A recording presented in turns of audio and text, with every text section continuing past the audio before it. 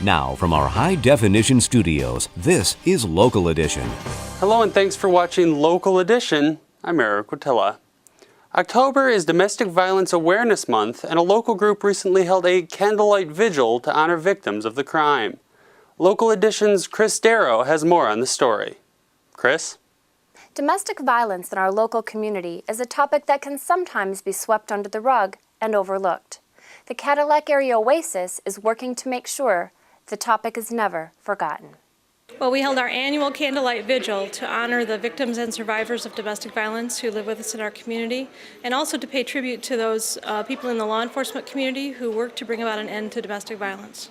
With law enforcement, volunteers, and victims telling their stories, the vigil in the park brought home the realities of domestic violence. Well, I think that there were a couple of themes tonight. From the survivor who spoke, the theme was certainly moving ahead with your life after coming through a horrific past, using the resources and the supports that are here in our community to put together a new life. And then also from Mary Cavanaugh Gahn from Legal Aid Services up in Traverse City, the message was really to get the community engaged on an individual basis to start confronting the problem of domestic violence, that it's one thing for all of our agencies and law enforcement personnel to confront this issue, but we really need to start taking that message to individuals that we know and let them know that domestic violence is not acceptable and that there are alternatives to solving some of the problems that you might have in your life. After the vigil, the crowd in the park was able to tour the new downtown Oasis Center and see firsthand how this improvement will benefit the community. Well, I think that being in the downtown location is going to help us in a number of ways. First of all, it's more accessible. It's a more accessible location for victims and survivors who need our services. I think that it's going to increase the awareness of the public about our services.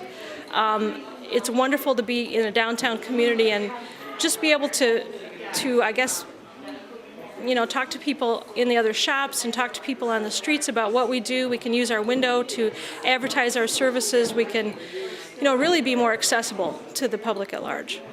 Now, information on Oasis Family Resource Center, the services they offer, and how you can help is online at cadillacoasis-frc.org.